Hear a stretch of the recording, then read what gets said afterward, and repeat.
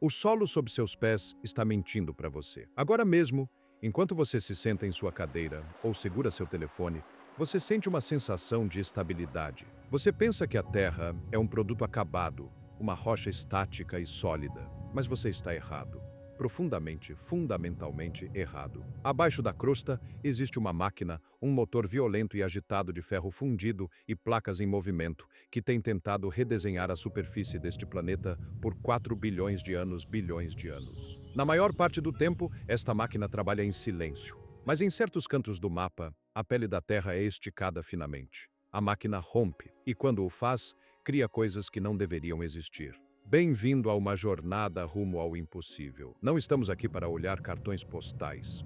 Estamos aqui para testemunhar as falhas na matriz. Vamos aos lugares que parecem ter sido projetados para um mundo alienígena. Lugares que são tão hostis à vida humana que deveriam ter permanecido escondidos para sempre. Estamos começando na África, não a África de safaris e savanas que você viu na televisão, mas a África do Grande Vale do Rift, uma cicatriz tão profunda que está literalmente rasgando o continente em duas massas de terra separadas. Aperte os cintos. O ar está prestes a ficar rarefeito, a água está prestes a se transformar em ácido e a paisagem está prestes a começar a olhar de volta para você. O portal para o submundo.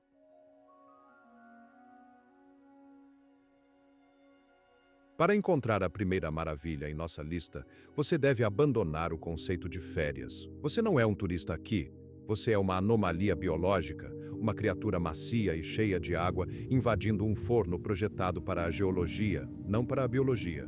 Você viajou para o Triângulo de Afar, no norte da Etiópia, um lugar frequentemente descrito de forma hiperbólica como o inferno na Terra. Mas a realidade é muito mais alienígena. Ao sair do seu veículo, a sensação é imediata e violenta. Você está em um dos pontos mais baixos do continente africano. 410 pés abaixo do nível do mar. A pressão atmosférica é pesada, pressionando seus tímpanos, mas é o calor que domina sua existência. Ele atinge você como uma parede física, uma barreira tangível de energia térmica. Estamos falando de consistentes e punitivos 120 graus Fahrenheit à sombra. Embora encontrar sombra aqui seja uma tarefa inútil, o sol não apenas brilha, ele agride o solo. O vento, pelo qual você poderia rezar em qualquer outro deserto, não oferece alívio. É um sopro de forno de convecção, chicoteando poeira quente e partículas de sal em seus pulmões, até que você sinta que está inalando fogo líquido. Esta é a depressão de Danakil. E é um lugar onde o planeta está se despedaçando. Geologicamente falando, você está dentro de uma cena de crime massiva e ativa. Esta é a junção tripla de Afar, um fenômeno tectônico raro onde 3 placas massivas, a africana núbia, a africana somaliana e a arábica, estão todas se afastando umas das outras. A tensão é palpável. A crosta terrestre aqui foi esticada tão finamente como um doce de puxa-puxa, que o manto fundido está praticamente tocando a superfície. O solo sob suas botas não é estável. É uma crosta fina e frágil sobre uma ferida que se recusa a cicatrizar. E o resultado desta violência tectônica é Dalol. Ao caminhar em direção aos campos hidrotermais de Dalol, seu cérebro luta para processar a entrada visual. Ele começa a entrar em curto-circuito porque a paleta de cores está errada. A evolução treinou seus olhos para reconhecer os marrons da terra, os verdes das plantas e os azuis da água. Mas aqui, a paisagem é uma alucinação psicodélica. Parece uma floresta amarelo-neon de cogumelos minerais, cercada por poças borbulhantes de água verde elétrica e pilares de sal que lembram ondas congeladas e irregulares de carmesim e ocre. É de tirar o fôlego de tão belo, uma obra-prima de arte abstrata. Mas não se deixe seduzir, não toque. Aquelas poças não são água, elas são uma sopa química hiperconcentrada de ácido sulfúrico, óxido de ferro e magnésio. O nível de pH em muitas dessas poças é próximo de 0 e, em alguns casos, até negativo. Se você mergulhasse a mão, o ácido não apenas queimaria, ele começaria a dissolver as barreiras lipídicas da sua pele, enquanto o calor cozinharia o tecido. O próprio ar é transformado em arma, espesso com cloro, enxofre e gases tóxicos borbulhando das câmaras de magma abaixo. Uma respiração profunda em um bolsão de ar baixo poderia sobrecarregar seu sistema respiratório, causando pneumonia química imediata. Este é um lugar onde a natureza decidiu enfaticamente que a vida é uma intrusa. Não é de admirar que cientistas da NASA e astrobiólogos venham para cá em bando. Eles não vêm para estudar a Terra. Eles vêm para estudar os limites da vida, usando Danakil como um substituto para Io, uma das luas vulcânicas de Júpiter, ou para os oceanos ácidos primordiais do antigo Marte. No entanto, em meio a essa hostilidade, existe um profundo mistério humano. No meio deste deserto tóxico e amarelo, você vê sombras se movendo na névoa de calor cintilante. Humanos, o povo Afar. Por séculos, eles navegaram neste portal para o submundo, não para morrer, mas para trabalhar. Eles estão aqui pelo ouro branco, o sal. Antes da moeda moderna, barras de sal conhecidas como amole eram o principal dinheiro da Etiópia. E o Danakil é o banco. Você os observa, figuras esculpidas pela resiliência, cortando blocos de sal da crosta à mão. Eles trabalham sob um sol que pode encerrar a jornada de um homem em horas se ele ficar sem água, balançando enxós para arrancar as placas do leito seco do lago. Eles carregam esses blocos retangulares em caravanas de camelos que se estendem por milhas através do horizonte branco cegante. É uma cena de antiguidade bíblica, uma janela para um tempo antes do motor de combustão, antes da eletricidade. Por que eles fazem isso? Porque no Danakil, a terra não dá nada de graça. Você paga em suor, você paga na degradação do seu corpo e você paga no conhecimento de que está pisando em uma bomba relógio. Geólogos conhecem o destino final deste lugar. À medida que as placas continuam a se afastar, a fenda eventualmente se tornará larga demais. O Mar Vermelho, atualmente contido por colinas baixas a leste, inevitavelmente romperá as barreiras. Ele inundará tudo, afogando as salinas, as poças de ácido e as aberturas vulcânicas. Toda esta paisagem desaparecerá sob as ondas para se tornar o fundo de um novo oceano, dividindo a África para sempre. Mas, por enquanto, ela permanece como a obra-prima mais colorida, letal e desafiadora do planeta. Deixamos os fogos químicos silenciosos e abrasadores do deserto e seguimos para o sul, em direção a uma vibração. A princípio, você a sente nas solas dos pés antes de ouvi-la. Conforme nos aproximamos da fronteira entre a Zâmbia e o Zimbábue, um som começa a se manifestar. É um zumbido baixo e ressonante à distância, como o motor de um enorme trem de carga.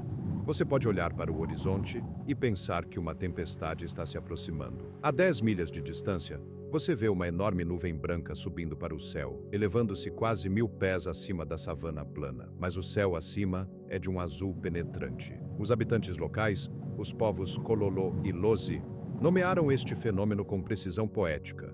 Mozi ou Atúnia, a fumaça que troveja.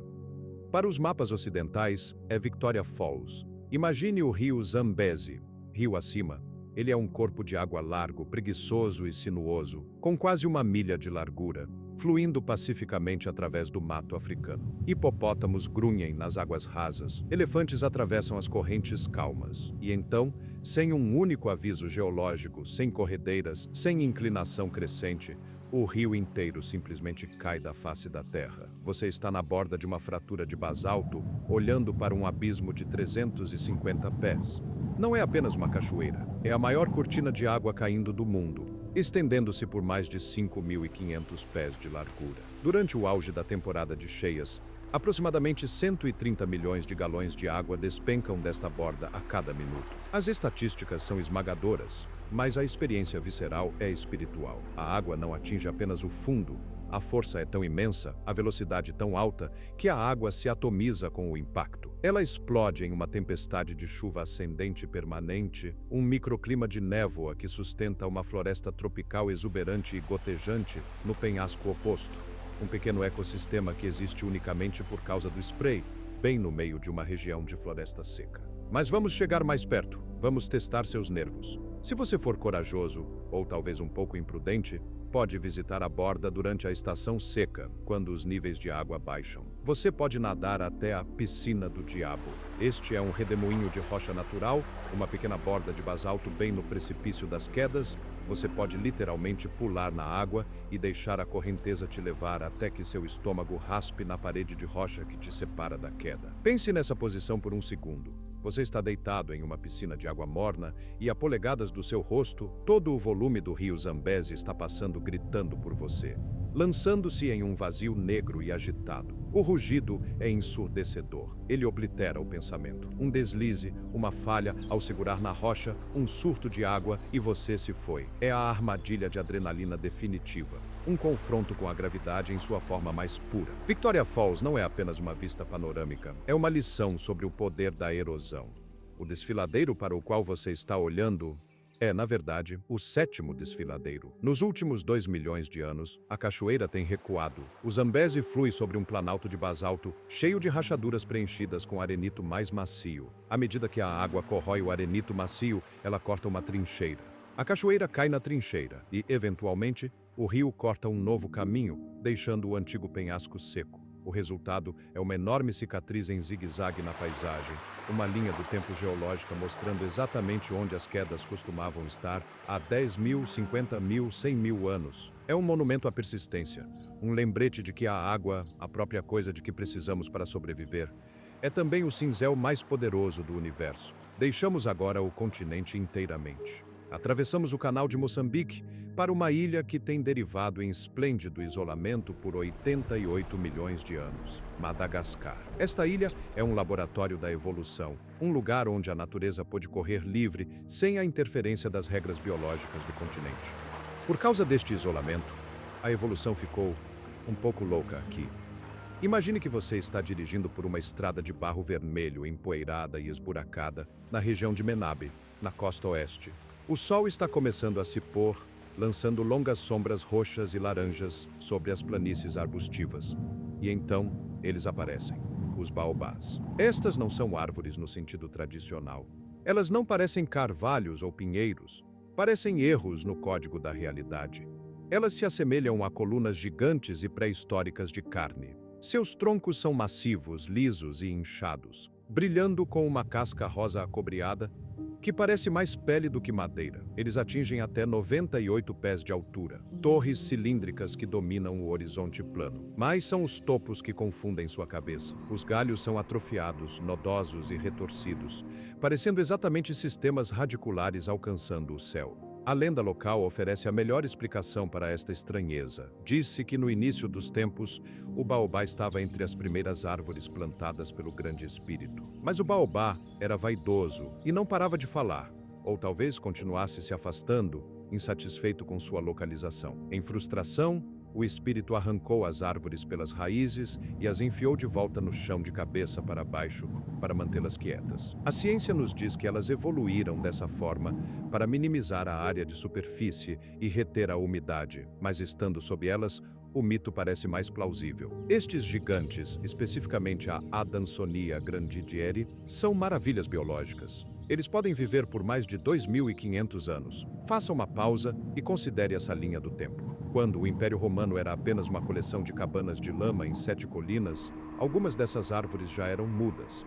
Elas foram testemunhas silenciosas da ascensão e queda de civilizações, da migração de povos e das mudanças climáticas. Elas são as sobreviventes definitivas. Seus troncos são essencialmente esponjas vivas gigantes. A madeira é fibrosa e macia, capaz de se expandir para armazenar até 30 mil galões de água. Esta adaptação permite que sobrevivam às estações secas brutais e dessecantes do oeste de Madagascar. Elas são uma árvore da vida, no sentido mais verdadeiro, fornecendo abrigo para lêmures, frutos para humanos e água para o ecossistema. Suas flores, que florescem por apenas 24 horas, abrem ao entardecer, emitindo um cheiro de carne podre para atrair seus principais polinizadores: morcegos frugívoros e mariposas gigantes. Mas a Alameda dos Baobás é uma maravilha assustadora e agridoce. Estas, cerca de 25 árvores que margeiam a estrada de terra, são os últimos remanescentes de uma densa floresta decídua tropical que outrora cobria toda esta área. Ao longo dos séculos, à medida que a população humana crescia, as florestas foram desmatadas para a agricultura, especificamente para campos de arroz e cana-de-açúcar. As outras árvores foram cortadas e queimadas, mas os baobás foram poupados, em parte por causa de seu significado espiritual E em parte porque sua madeira úmida e fibrosa é péssima para lenha e carvão. Hoje, eles permanecem sozinhos em um cemitério de terra desmatada, uma fileira de sentinelas antigas observando um mundo que está mudando rápido demais para que possam acompanhar. Quando você está sob eles à noite, sob as estrelas de poeira de diamante não filtradas do hemisfério sul, a sensação é transcendente. A Via Láctea se estende atrás de suas silhuetas como um rio celestial. Você não sente que está na Terra no século 21. Você sente que entrou em um templo, uma catedral viva e pulsante, que nos lembra que o tempo biológico é muito mais longo e lento do que o ritmo frenético da vida humana. Para chegar ao nosso destino final, devemos dar as costas à costa e à vegetação, viajando profunda e perigosamente para o interior. Estamos indo para o Planalto de Adrar, na Mauritânia, uma faixa do deserto do Saara, que parece menos uma localização geográfica e mais um teste de resistência psicológica. Esta é uma paisagem de bege implacável, uma extensão plana de areia, cascalho e rocha açoitada, que se estende até um horizonte cintilante, onde a terra se funde com o céu em uma névoa de calor. Por milênios, nômades e mercadores beduínos atravessaram estas areias, guiando caravanas de camelos pelas estrelas, sem saber que estavam caminhando sobre um dos enigmas mais desconcertantes do planeta. Do solo, a paisagem oferece poucas pistas sobre sua verdadeira natureza. Um viajante pode notar uma elevação sutil no terreno, uma crista concêntrica de rocha resistente que quebra a monotonia das dunas, ou talvez uma mudança na cor do cascalho. Mas a escala é simplesmente vasta demais para o olho humano compreender a partir da superfície. É um mistério que exigiu uma mudança de perspectiva, um salto vertical de centenas de milhas, para ser desvendado.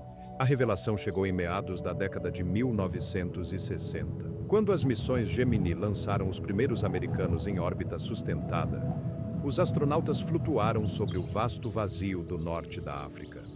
Eles estavam usando o Saara como ponto de referência para navegação visual devido à falta de cobertura de nuvens e à distinta ausência de poluição visual. Mas enquanto olhavam pelas janelas da cápsula, o deserto inexpressivo olhava de volta. Lá, gravado na crosta do planeta como uma tempestade fossilizada, estava um olho azul gigante, sem piscar. Esta é a estrutura de Richat, conhecida localmente como Gelb-er-Richat. Abrangendo quase 30 milhas de diâmetro, é um colosso geológico visível da Lua. Consiste em uma série de cristas e vales concêntricos perfeitos, alternando em cor e textura, formando um alvo tão preciso que enerva a mente caótica da natureza. Por décadas após sua descoberta do espaço, a comunidade científica esteve travada em um debate acirrado sobre sua gênese. A hipótese inicial era violenta e extraterrestre. Dada a circularidade perfeita e a depressão no centro, muitos geólogos assumiram que esta era a cicatriz de um impacto massivo de meteorito, semelhante à cratera de Barringer, no Arizona, ou ao impactor de Chicxulub, que acabou com os dinossauros. Era uma suposição lógica. O sistema solar é uma galeria de tiro, e a Terra já foi atingida antes. No entanto, as evidências no solo recusaram-se a cooperar com esta teoria. Um impacto dessa magnitude teria liquefeito o leito rochoso, criando uma assinatura geológica específica conhecida como quartzo de choque, grãos de areia deformados por pressão instantânea e extrema. Pesquisadores vasculharam o Richat por anos. Eles não encontraram quartzo de choque. Eles não encontraram vidro fundido. Eles não encontraram vestígios químicos de um projétil extraterrestre. Outros, favorecendo o romance em vez da geologia, olharam para os anéis perfeitos e sussurraram sobre Atlântida.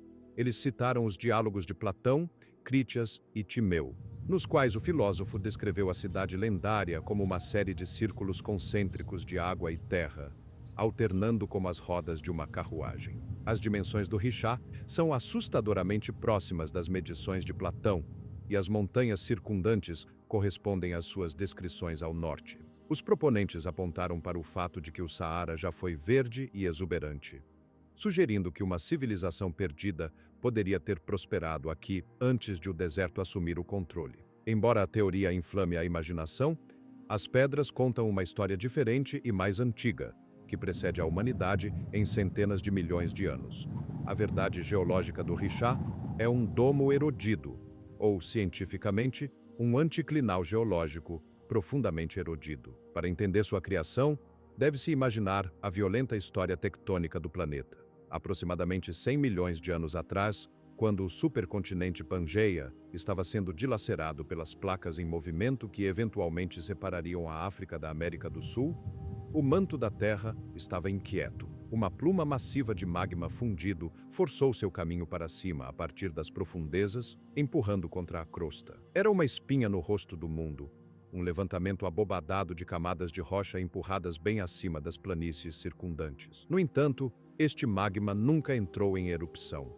Nunca explodiu em um vulcão. Esfriou lentamente abaixo da superfície, solidificando-se em uma matriz complexa de rochas ígneas, gabros, carbonatitos e kimberlitos. Então, as forças mais pacientes da natureza assumiram o controle, o vento e a água. Ao longo de milhões de anos, o clima do Saara oscilou violentamente entre períodos úmidos e secos. A chuva açoitou o domo, tempestades de areia o escoriaram. O levantamento consistia em camadas alternadas de rocha, algumas duras e resistentes como o quartzito, outras macias e facilmente erodidas como o calcário e o xisto sedimentar. O que vemos hoje são os destroços desse processo. O olho é uma seção transversal da crosta terrestre. As cristas são as rochas de quartzito duro que resistiram à erosão, erguendo-se como montanhas circulares. Os vales entre elas são onde as rochas sedimentares mais macias foram trituradas em poeira e sopradas pelos ventos Harmattan. É um processo chamado erosão diferencial. Estamos olhando para o esqueleto de um evento geológico, descascado camada por camada, como uma cebola de pedra gigantesca. Estar no centro do olho é uma experiência profunda. O silêncio aqui não é apenas a ausência de ruído, é um peso físico. O centro é uma bacia plana e empoeirada de brecha, rocha quebrada, cimentada por fluidos hidrotermais que outrora ferveram aqui.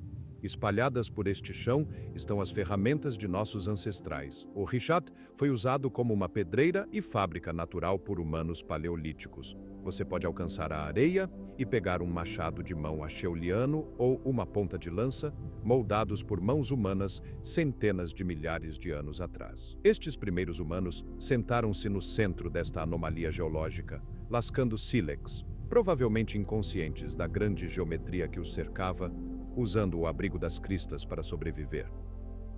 O labirinto de facas.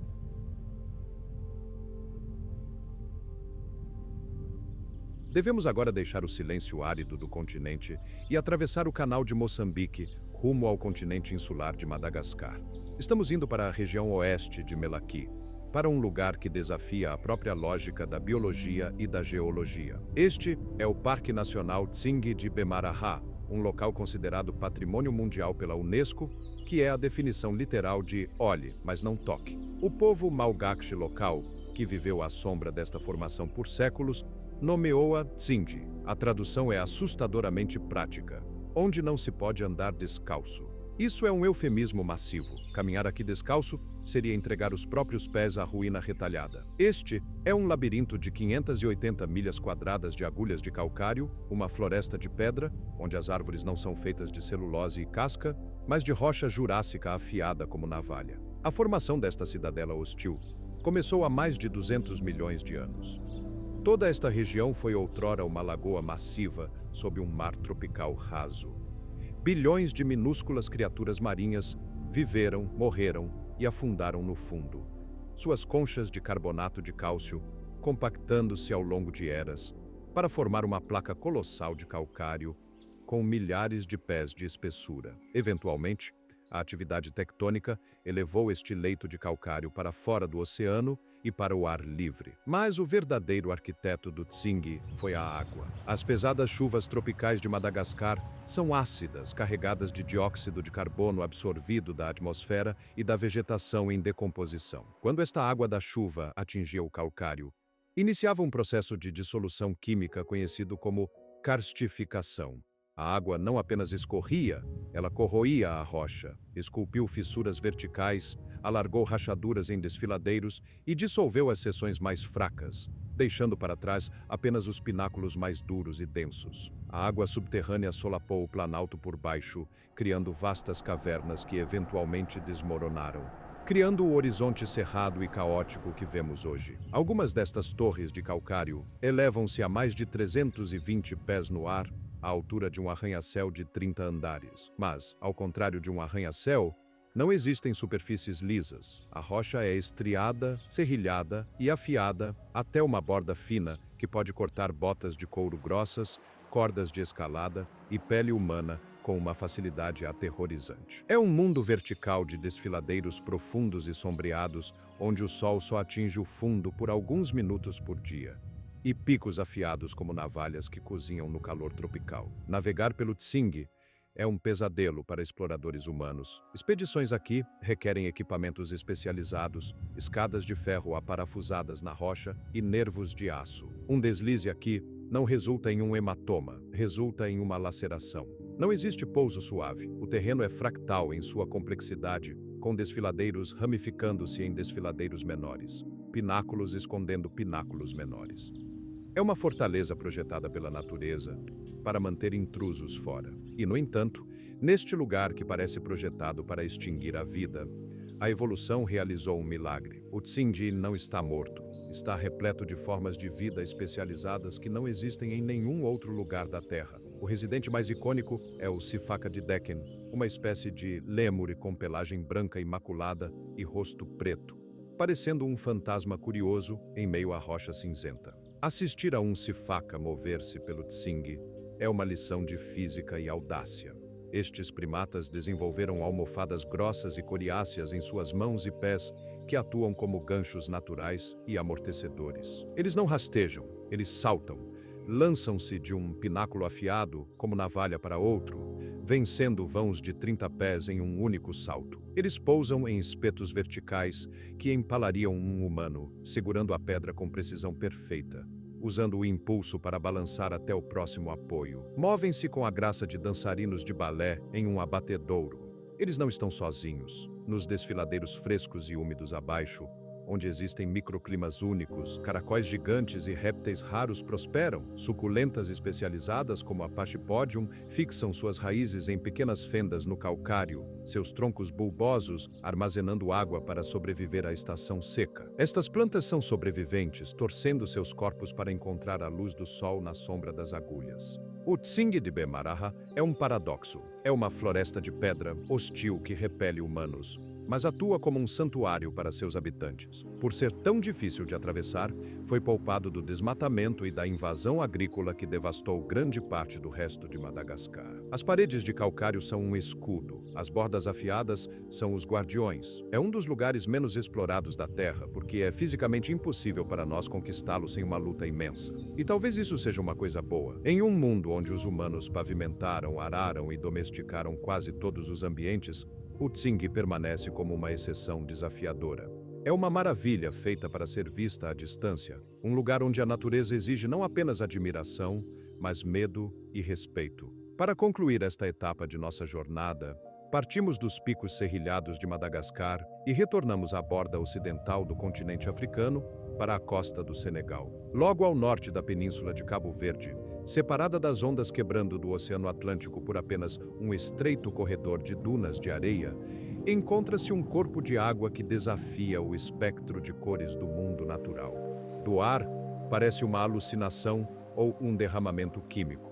Em meio às areias bege e ao azul profundo do oceano, encontra-se um lago da cor de um milkshake de morango. Este é o Lago Retba, conhecido no mundo como Lac Rose, o Lago Rosa. A cor é impactante. Varia de um malva suave e pálido ao amanhecer a um carmesim violento e vermelho sangue ao meio-dia, quando o sol está diretamente acima. Por anos, viajantes assumiram que esta tonalidade não natural era o resultado de poluição industrial ou escoamento mineral. Mas a causa é inteiramente orgânica, um mecanismo de sobrevivência evoluído por um guerreiro microscópico. O Lac Rose é um ambiente extremo, é um lago hipersalino, o que significa que seu conteúdo de sal é exponencialmente maior do que o do oceano. Em algumas áreas, a salinidade atinge 40%, rivalizando, e em algumas estações, excedendo o famoso Mar Morto. Em um ambiente tão cáustico, a maioria das formas de vida simplesmente desiste. Peixes não podem sobreviver, suas células desidratariam instantaneamente. Plantas comuns murcham e morrem.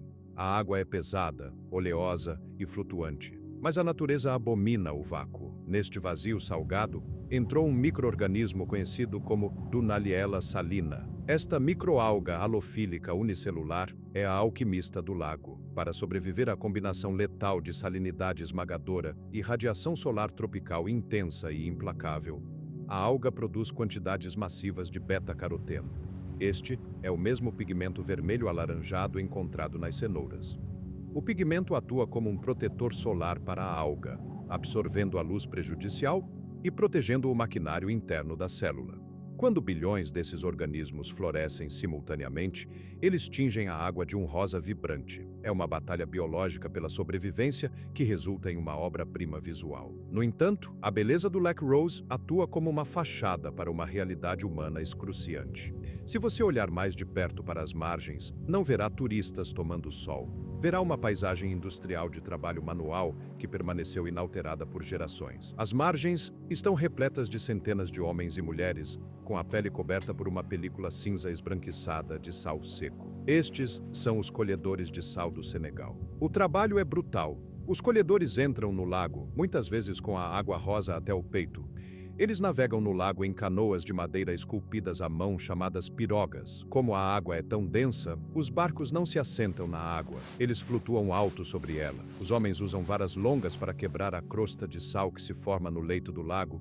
Então mergulham ou usam pás para recolher os cristais em seus barcos. O corpo humano não foi projetado para este ambiente. A salinidade é tão alta que a exposição prolongada faz com que a pele seque, rache e sangre. A água salgada em uma ferida fresca é uma dor excruciante. Para sobreviver ao dia de trabalho, os colhedores cobrem seus corpos com uma camada espessa de manteiga de karité antes de entrar na água. Esta gordura natural cria uma barreira à prova d'água, uma segunda pele que evita que a salmoura corroa sua carne. É uma cena surreal. A água rosa neon, as montanhas brancas de sal colhido acumulando-se nas margens como neve no deserto, e a pele brilhante e oleosa dos trabalhadores movendo-se em um ritmo de extração.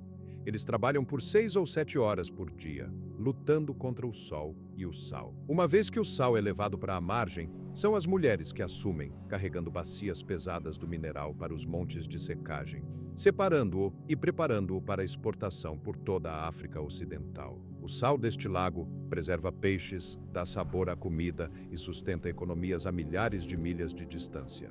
O Lake Rose atua como um organismo vivo. Sua cor não é estática, muda com o vento, a diluição da chuva e o ângulo do sol. É um lembrete de que a Terra não adere a uma paleta padrão de azul e verde. Ela experimenta, ela empurra os limites da química e da biologia para ver o que pode sobreviver nas margens. Tendo testemunhado o silêncio geológico do olho mauritano, a fortaleza evolutiva afiada como navalha de Madagascar e a luta química da costa senegalesa, ficamos com uma percepção persistente. Estes lugares não são magníficos meramente porque são belos. Eles são magníficos porque são hostis. Eles desafiam a vida, desafiam a geologia e desafiam a nós. Ao deixarmos o continente africano e voltarmos nosso olhar para os picos montanhosos iminentes da Ásia, levamos conosco o conhecimento de que a Terra é um lugar de bela violência, onde as vistas mais deslumbrantes são frequentemente as mais perigosas de tocar. A fronteira vertical.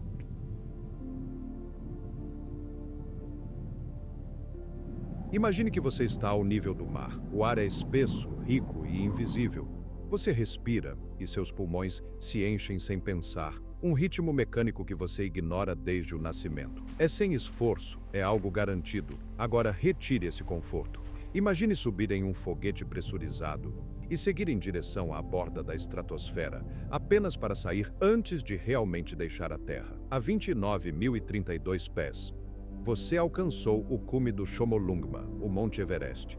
É o teto do nosso mundo. Mas aqui está o segredo terrível que não lhe contam nos folhetos turísticos brilhantes ou nos documentários heróicos. Nesta altitude, você não está vivendo. Você está morrendo. Seu corpo está sendo efetivamente apagado, célula por célula. Você está entrando no que fisiologistas e alpinistas chamam sombriamente de Zona da Morte. A distinção não é poética, é clínica. Acima de 26 mil pés, a pressão atmosférica é cerca de 1/3 do que é ao nível do mar. Simplesmente não há oxigênio suficiente para sustentar a função metabólica humana. Nenhuma quantidade de aclimatização pode salvá-lo aqui. Você está apenas pedindo tempo emprestado contra um colapso biológico inevitável. Seu corpo, sentindo a crise, começa a canibalizar a si mesmo. Ele desliga a digestão para economizar energia para o coração e os pulmões.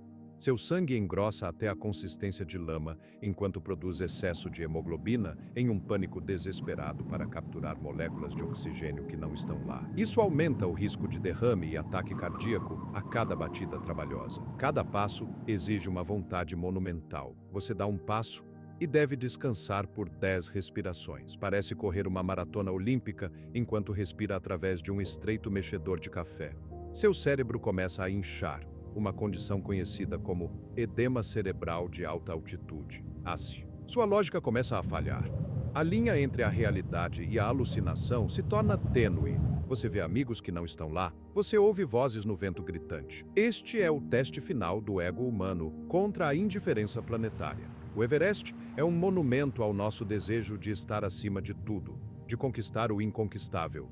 Mas a montanha é indiferente à sua luta. Ela está aqui há 60 milhões de anos, desde que a placa tectônica indiana colidiu com a placa eurasiana com uma força tão violenta que o fundo do mar foi dobrado e empurrado para as nuvens. Se você se ajoelhar no cume, lutando pela consciência, e olhar de perto para as rochas de calcário cinza, poderá encontrar fósseis marinhos, remanescentes de antigas criaturas marinhas, trilobitas e crinoides, que outrora nadaram em um oceano tropical e agora são a matéria mais alta da Terra. Mas há um lado mais sombrio e visceral nesta majestade. Como a montanha é fisicamente tão difícil de navegar, ela se tornou o cemitério ao ar livre mais alto do mundo. Percorrer o caminho até o cume exige passar por cima da história. Há parcas coloridas visíveis na neve, vermelhos e amarelos brilhantes que não desbotaram no brilho ultravioleta. Estes são os corpos de alpinistas que se sentaram para descansar décadas atrás e nunca mais se levantaram. Eles estão perfeitamente preservados pelo frio, congelados no exato momento de sua renúncia. Eles agora são pontos de referência, guardiões silenciosos usados por alpinistas modernos para medir sua altitude. Botas verdes, a bela adormecida. É um lembrete macabro de que o teto do mundo não é um parquinho. É uma catedral de gelo que exige um preço alto para a entrada. O vento aqui grita a 100 milhas por hora, um som como 1000 fantasmas berrando em uníssono. Ele rasga sua roupa, tentando encontrar uma maneira de entrar para congelar sua pele em segundos. Enquanto você está lá, olhando para a curvatura da Terra, vendo o azul mais escuro do espaço acima de você, percebe que não está conquistando nada. Você é um convidado. Um incômodo temporário e indesejado em um lugar que não foi construído para a biologia. Você está invadindo o domínio da geologia. Os Sherpas, o povo indígena destes vales que possuem uma adaptação genética única, permitindo o uso eficiente de oxigênio, tratam a montanha com uma reverência que beira o medo. Eles sabem o que os turistas frequentemente esquecem. A montanha sempre vence. Você tem que ir embora. Se ficar por muito tempo, você se torna parte da geografia. Caímos dos picos mais altos do Himalaia, descendo para o norte através da estepe mongol, mergulhando do ar rarefeito da Zona da Morte para a cicatriz mais profunda na face do planeta. Bem-vindo à Sibéria, especificamente bem-vindo ao Lago Baikal. Chamar isso de lago é uma falha linguística. É um mar interior, um repositório do sagrado. A maioria dos lagos na Terra são características geológicas temporárias. Eles nascem de geleiras em recuo ou rios represados, enchem-se de sedimentos, sufocam em algas e desaparecem ao longo de alguns 1000 anos. Mas o Baikal é diferente. O Baikal é antigo. Ele tem 25 milhões de anos, o lago mais antigo na história geológica. Ele se situa em um vale de fenda, um lugar onde a crosta terrestre está literalmente se separando, rasgando um buraco no centro do continente. Mas aqui, ao contrário das fendas áridas da África, a lacuna foi preenchida com a água mais pura, límpida e oxigenada do planeta. Imagine estar sobre uma placa de vidro que tem 5 pés de espessura. Sob suas botas, há 5.387 pés de escuridão líquida. Este único corpo de água detém 20% da água doce de superfície do mundo. Isso é mais água do que todos os grandes lagos da América do Norte combinados. Se você fosse esvaziar o Baikal, cada pessoa na Terra, todos os 8 bilhões de nós, poderíamos beber dele por 50 anos antes que ele secasse.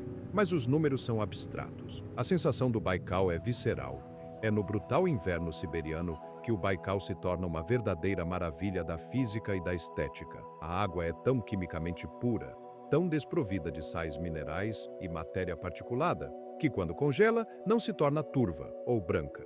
Ela congela em placas maciças de gelo de diamante turquesa.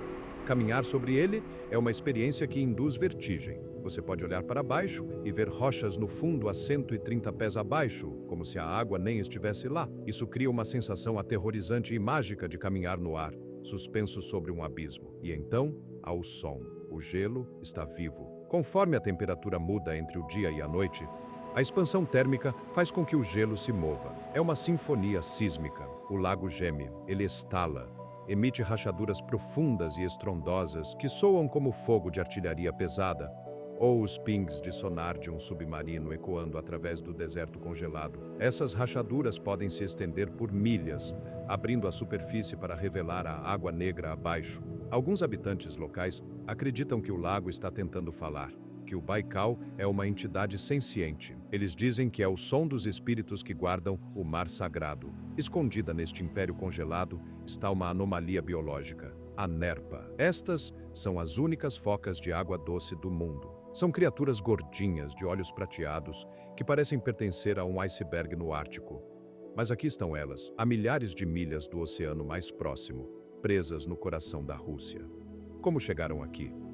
Teriam nadado rio acima por rios pré-históricos durante a Era do Gelo? É um mistério biológico que o lago se recusa a responder. O Baikal é um mundo isolado, uma Galápagos da Rússia, onde a evolução seguiu um caminho diferente. É o lar do Golomianka, um peixe translúcido feito quase inteiramente de óleo e gordura, que se dissolve se você o deixar ao sol. É uma cápsula do tempo da evolução que nos lembra que, mesmo no frio mais brutal, a vida encontra uma maneira de se tornar algo estranho e belo. Agora, seguimos para o sul, deixando o gelo azul da Rússia para as montanhas áridas e acidentadas da província de Mazandaran, no Irã. Seus olhos, ajustados ao branco e turquesa do norte, lutarão para compreender a paleta à sua frente. Imagine uma escada esculpida na encosta de uma montanha, mas em vez de mármore ou pedra, os degraus são feitos de água e luz solidificada. Este é Badab-e-Surt. Parece fogo líquido que foi congelado no tempo, uma cascata de terraços laranja, vermelhos e amarelos. Esta maravilha é uma obra-prima da hidrogeoquímica. Foi criada por duas fontes minerais distintas que fluem da rocha há milhares de anos. A primeira fonte contém água muito salgada que dizem curar reumatismo e doenças de pele. A segunda fonte é a artista. É azeda ao paladar e rica em óxido de ferro, ferrugem.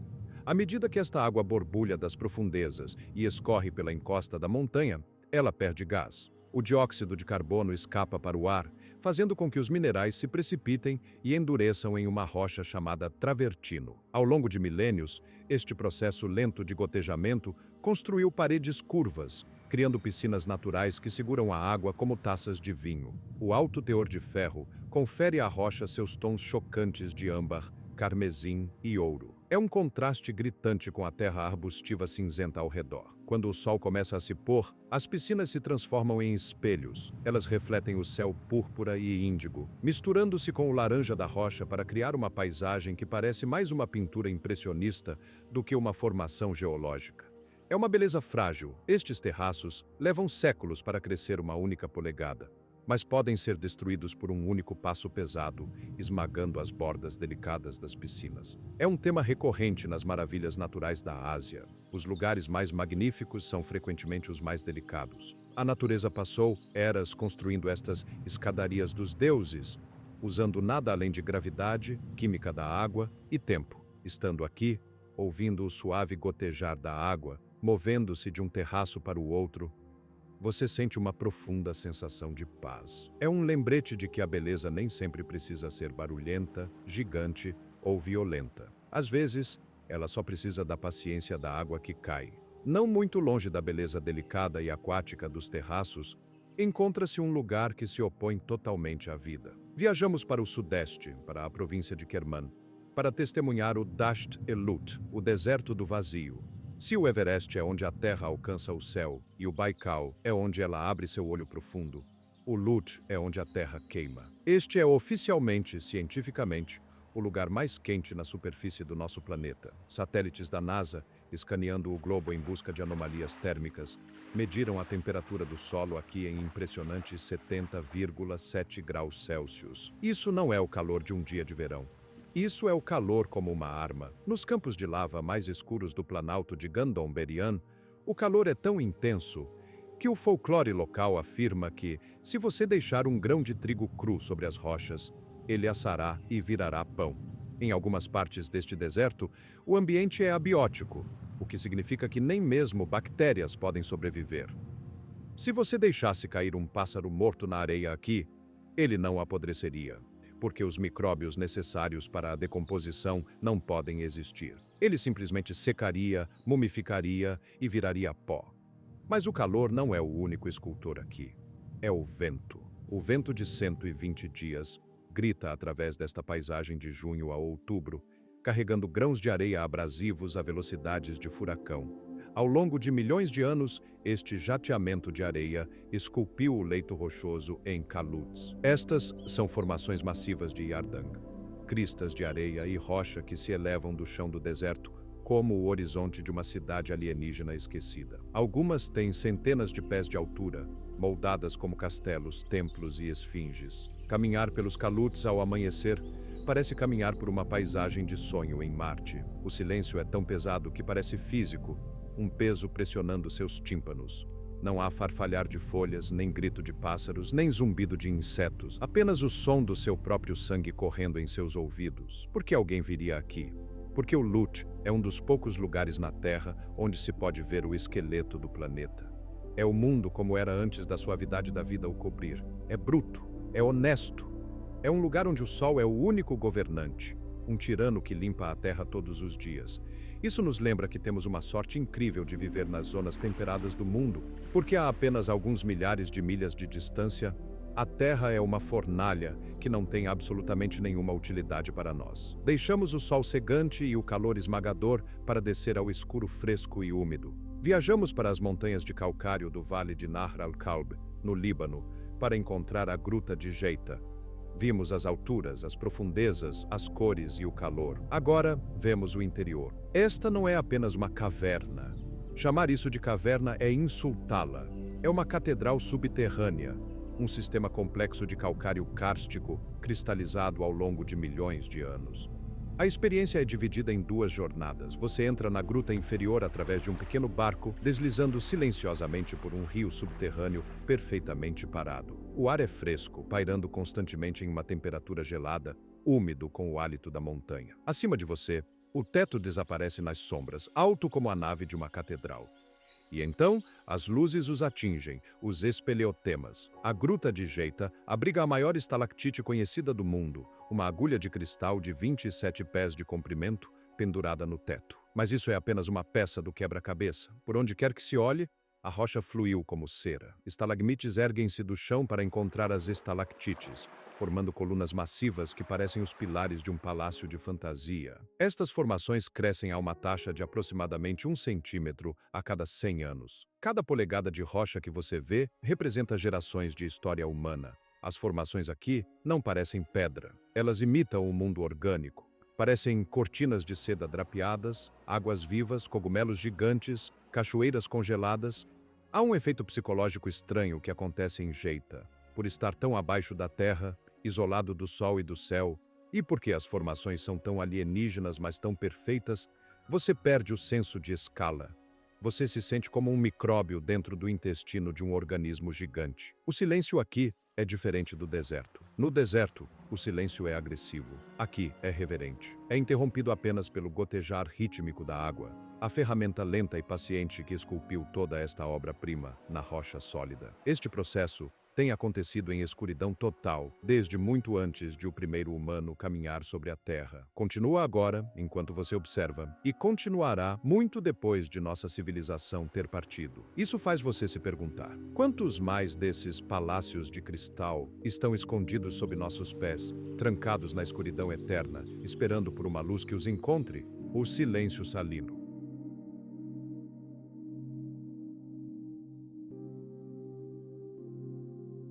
Terminamos esta parte da jornada descendo ao ponto mais baixo da superfície da Terra, um lugar onde a pressão do ar é tão alta e o calor tão opressor que você sente como se tivesse pisado em outro planeta inteiramente. Você está agora a 1410 pés abaixo do nível do mar, nas margens do Mar Morto. Tudo aqui opera de forma inversa à lógica que você aprendeu desde o nascimento. O ar é rico em oxigênio, mais espesso do que em qualquer outro lugar do globo. Mas a água é uma armadilha que se recusa a abrigar vida. É quase 10 vezes mais salgada que o oceano, um caldo químico de magnésio, cálcio e brometos, que se parece menos com água e mais com azeite de oliva. Se você tentar nadar, percebe imediatamente que não consegue. Você não afunda.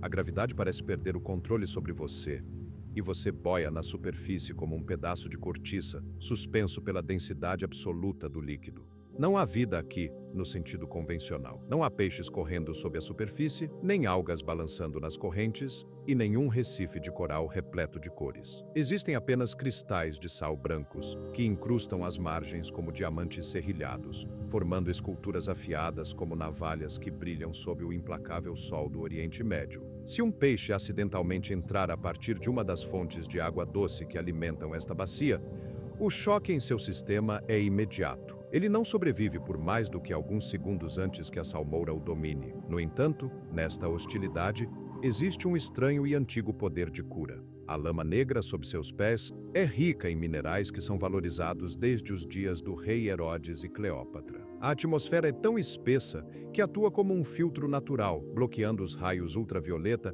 mais prejudiciais, permitindo que você fique ao sol sem se queimar. Pessoas vêm de todo o mundo para flutuar e curar, buscando alívio para condições de pele e doenças respiratórias nesta câmara hiperbárica natural.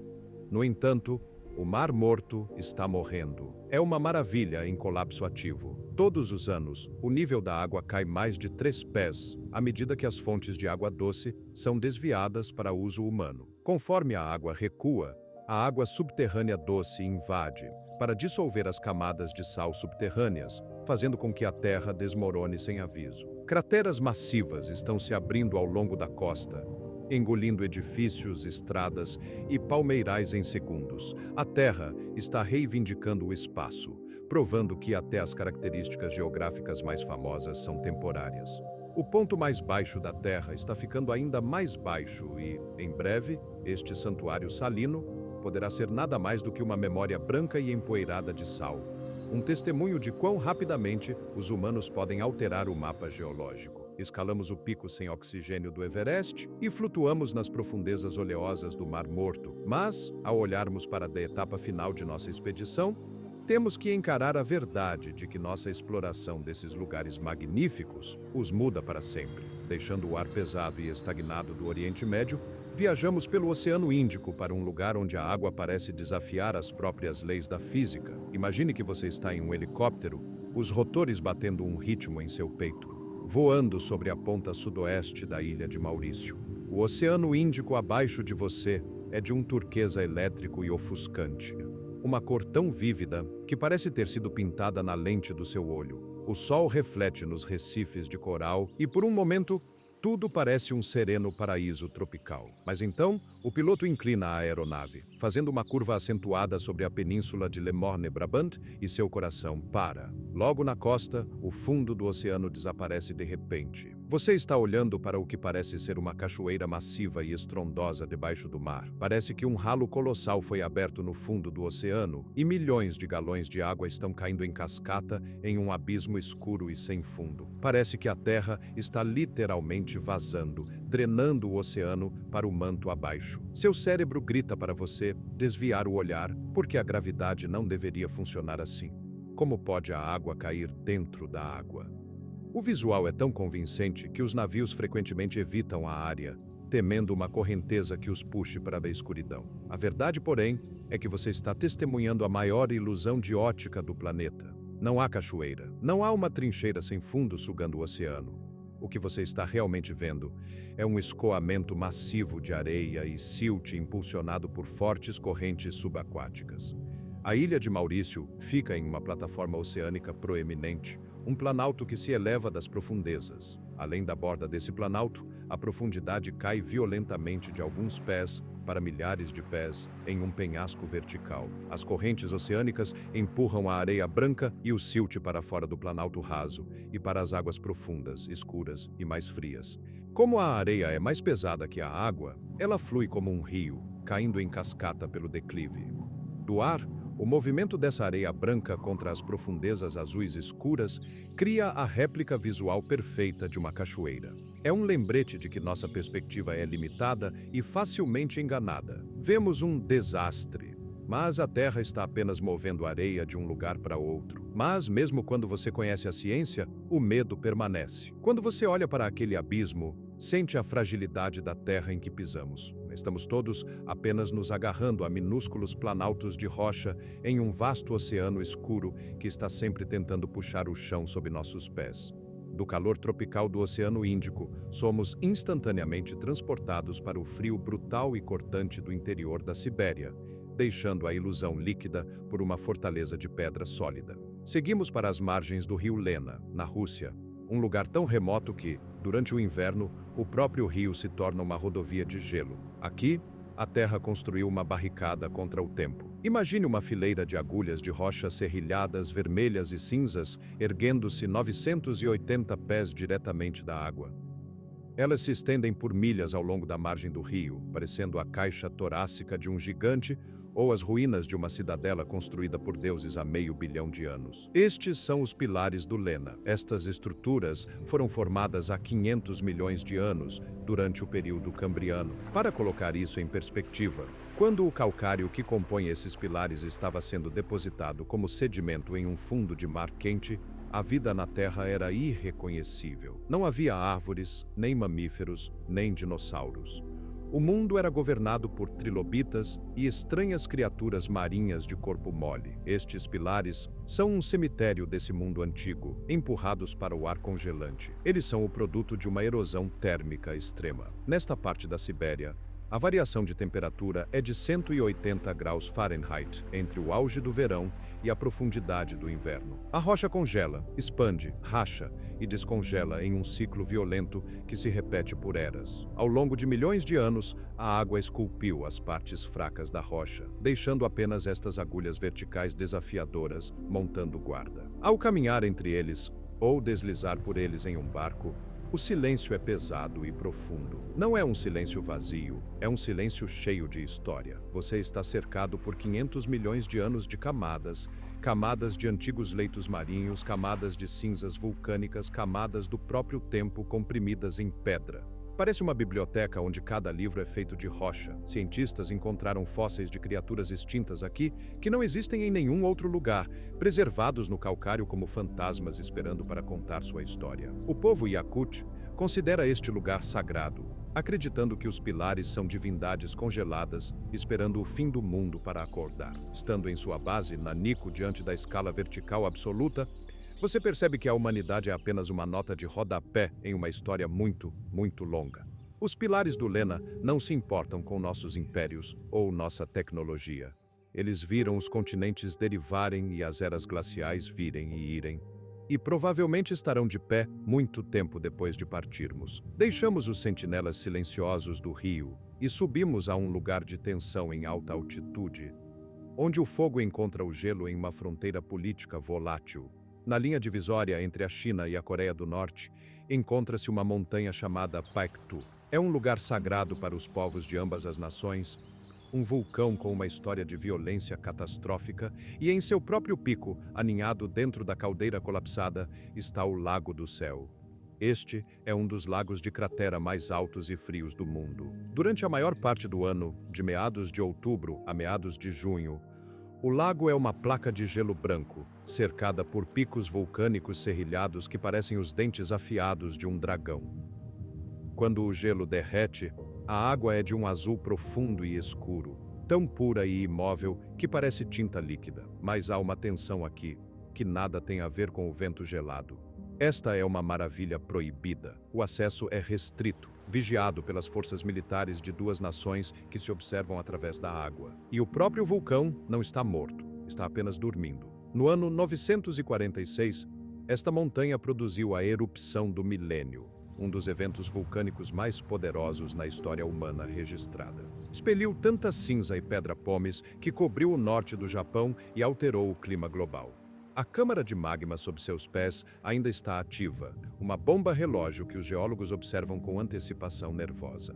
Somando-se ao mistério, lendas locais insistem que o lago é sem fundo e que uma criatura, o monstro do lago Tianti, patrulha as águas profundas e frias. Enquanto cientistas descartam isso como mitologia ou cardumes de trutas mal identificados, os habitantes locais juram que viram algo massivo rompendo a superfície da água parada como um espelho, criando ondas onde não deveria haver nenhuma. Seja um sobrevivente pré-histórico, um truque de luz ou apenas o vento vindo do mar do Japão, o Lago do Céu parece um lugar que pertence a outra dimensão. O ar é tão rarefeito que você se sente tonto e o silêncio é tão absoluto que você pode ouvir seu próprio batimento cardíaco em seus ouvidos. É um céu que parece que poderia se transformar em inferno a qualquer momento se o gigante adormecido sob a água decidisse acordar. Da periculosidade latente do vulcão, viajamos para o sul, para as Filipinas, onde a paisagem muda de ameaçadora para bizarramente lúdica, como se a Terra tivesse decidido experimentar a geometria. Seguimos para a ilha de Bohol. Você está em um deck de observação, olhando para uma paisagem que parece ter sido projetada por um matemático com gosto por doces. Espalhadas por 19 milhas quadradas, estão mais de 1.200 colinas em forma de domo, perfeitamente simétricas. Não são montanhas serrilhadas, são colinas suaves e arredondadas que parecem ter saído de um molde gigante. Durante a estação chuvosa, elas são cobertas por uma grama verde exuberante, vibrante e viva. Mas quando a estação seca chega, a grama murcha e adquire um marrom cacau profundo. De repente, você não está mais olhando para uma selva. Você está olhando para 1.200 gotas gigantes de Hershey's Kisses jogadas nas planícies. Geologicamente, estas são conhecidas como formações de karst cônico. Elas são feitas de calcário marinho, que outrora foi um recife de coral repleto de vida debaixo d'água. Forças tectônicas elevaram o recife para fora do mar e, por milhões de anos, a água da chuva dissolveu o calcário, erodindo-o nestes cones perfeitos. Mas essa explicação científica parece vazia quando se vê a perfeição absoluta das formas. Como pode a natureza ser tão repetitiva, tão organizada? Parece artificial, como um projeto de terraformação que deu errado. As lendas locais oferecem uma explicação mais poética. Dizem que dois gigantes entraram em uma disputa e jogaram aglomerados gigantes de areia e rocha um no outro por dias. Quando finalmente se cansaram e se tornaram amigos, deixaram o campo de batalha sem limpar a bagunça. Olhando para as colinas, quase se pode ver a bagunça dos titãs. Mas há um mistério aqui. Por que apenas em Bohol?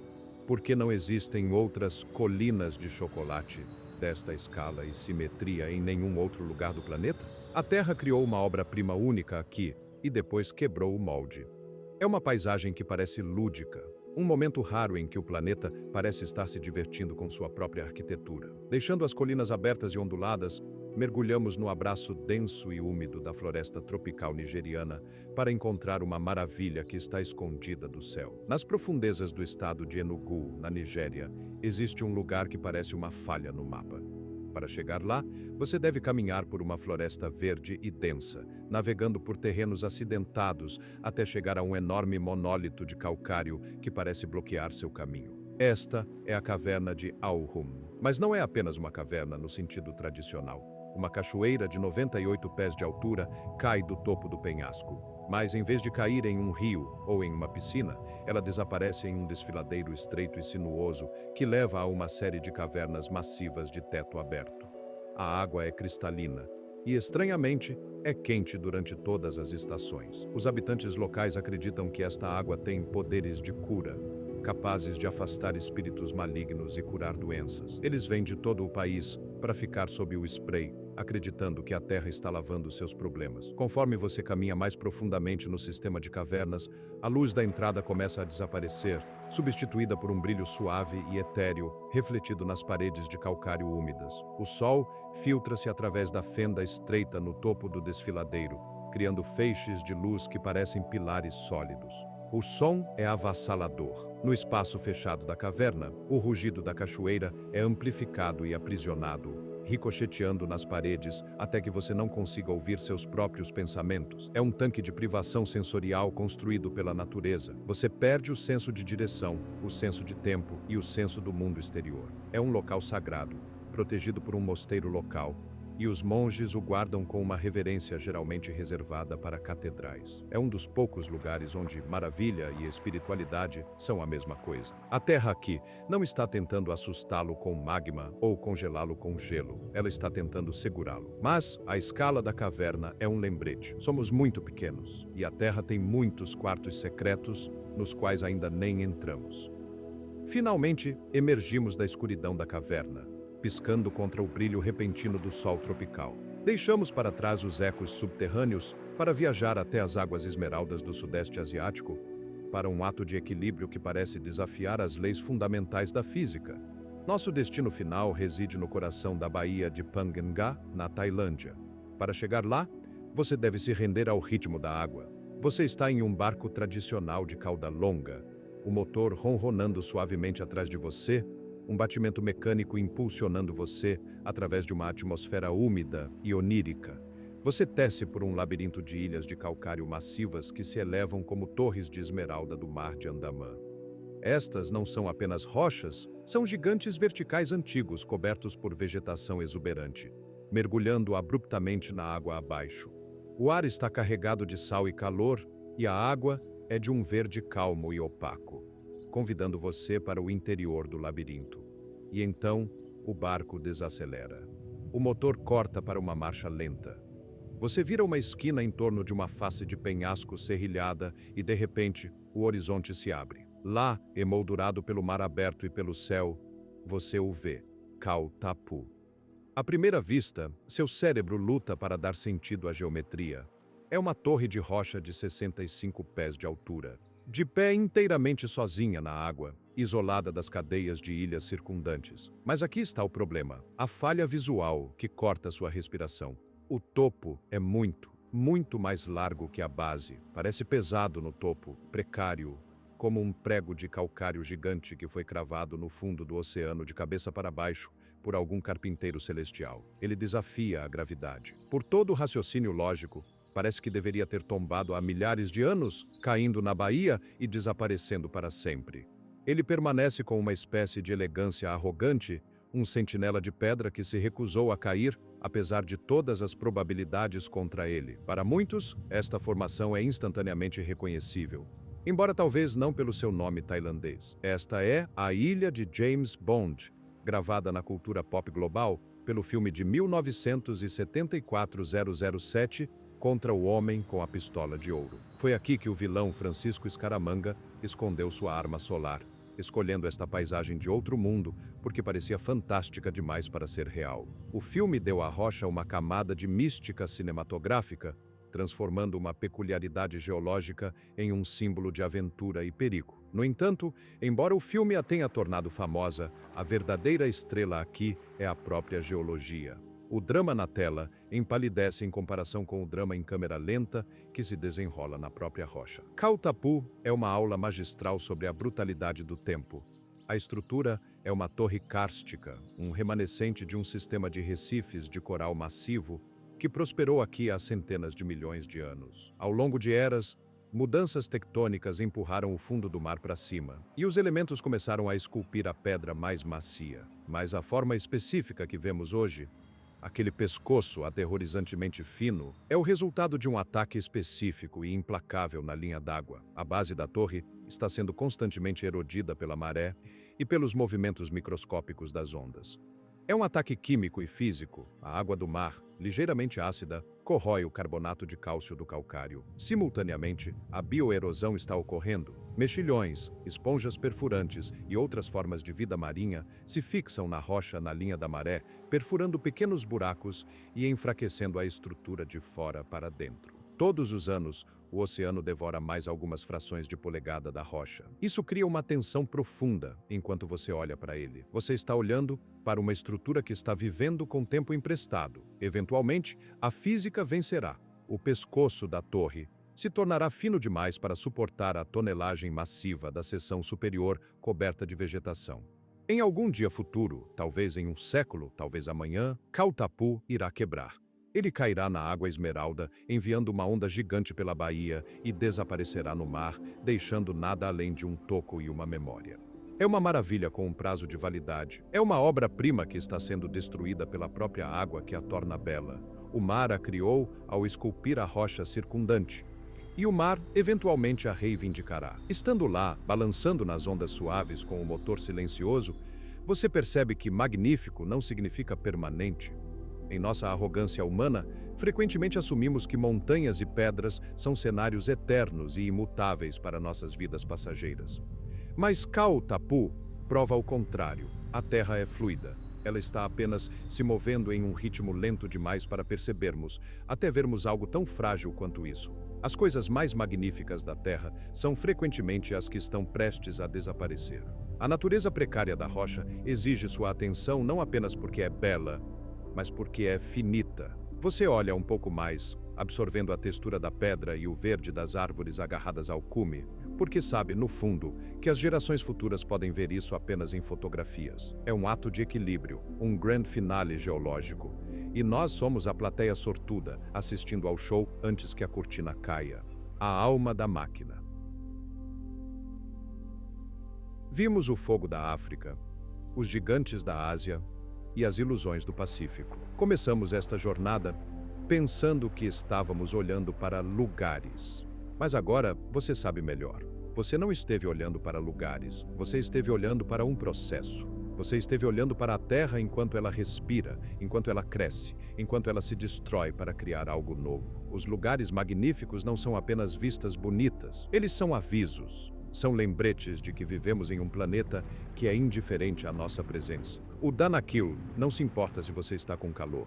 O Everest não se importa se você está respirando. Os pilares do Lena não se importam se você está impressionado. E, no entanto, continuamos vindo, continuamos procurando, continuamos construindo câmeras 4K e voando drones dentro de vulcões porque precisamos sentir esse deslumbramento.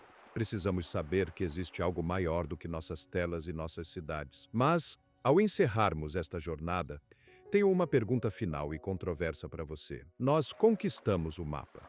Temos fotos de satélite de cada polegada do Saara e coordenadas de GPS para cada pico no Himalaia. Ao transformar essas maravilhas secretas e sagradas em destinos turísticos e vídeos virais, será que realmente destruímos a própria coisa que as tornava magníficas? Uma maravilha ainda é uma maravilha se todos têm uma selfie com ela? Ou trocamos o mistério por uma contagem de visualizações? Talvez o lugar mais magnífico da Terra seja aquele que ainda não encontramos. Aquele que ainda está em silêncio. Aquele que ainda está esperando por seu primeiro intruso. Se você acompanhou esta jornada através de todas as 3 partes, você é agora uma testemunha da máquina. Não apenas observe o mundo, respeite-o.